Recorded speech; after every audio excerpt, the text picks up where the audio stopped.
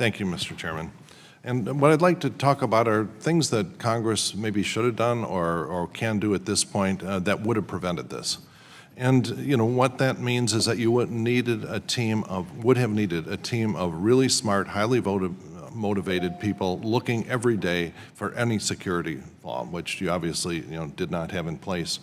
And so that one way to make that happen is by making a requirement that you actually carry enough insurance to make customers whole when this thing happens. It's my understanding that statutory damages for a breach like this are roughly $1,000 per person, which means that the total potential liability for 140 million people is $140 billion, more than 10 times the market capitalization of Equifax. All right, so you clearly can never self-insure. Or at least a company with your business model could never self-insure. On the other hand, some of these have settled for a lot less, just a few dollars per person for some data breach instances. So it's not clear what it should be. So my first question is, what would you personally, for yourself or one of your family, want as remuneration for having your private information up for sale on the dark web? Congressman, the suite of services we're providing for free, in some cases. No. I'm saying if I came up to you and said, I want to publish your private information on the dark web, would you do it for $1,000? Personally, just personally or on behalf of members of your family? No, sir. No, you would not. Okay, 10,000, 100,000. Everyone has that number, but it's well north of a few dollars per person. Okay, but that's sort of what's happening to, without even having a negotiation, we're having this pain inflicted on people. So now, let's just stick with the, $1,000 a person, just the statutory number on there. Oh, plus punitive damages.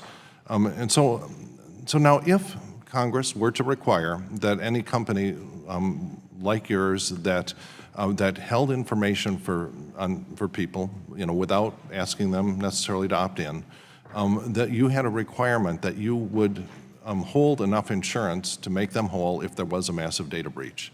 That would be a very expensive insurance policy, correct? Right, but is it, you indicated earlier that you had not disclosed how much insurance against data breach you're actually carrying. Is that correct? And you don't intend to tell us that? That is correct. That is correct. Okay, is it fair to say that it is not enough to cover a $140 billion, $1,000 per customer type liability? Is it less than that? Are you comfortable saying that? Yes, it's less than that. Okay, and so it's likely that many customers may end up getting less than they think really their actual damages are. Have you thought through, say, how much per hour the average customer would charge someone to just sit on hold waiting to try to get attention to getting their credit unfrozen at? Remember, Congressman, one of the offers we have to consumers is an insurance policy. You're aware of that? We offer 5 different services for free. One is if a consumer has lost expenses and trying to get their credit repaired, trying to take time off for work, up to $1 million.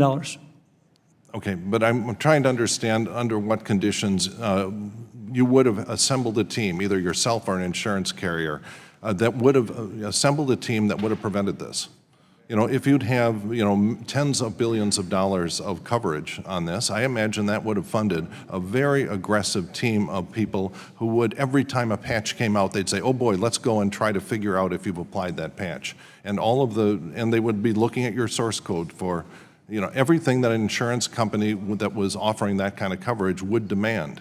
And I was wondering if you think that's a possible way that we can actually prevent this in the future.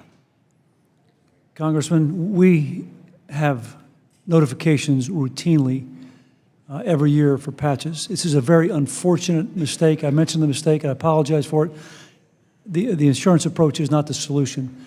It is preventing the human error and the technological error that occurred. But there will always be human errors, and the best, what you need is a red team who sits there and looks for human errors and flags them immediately. And this has to be a very expert team. Nothing short of that is going to rapidly catch the kind of human errors that will naturally happen. So anyway, this is one of the things I'm looking at, because it's the only free market solution that I think that has a chance of preventing this in the future. Thank you. Time of the gentleman has expired. The chair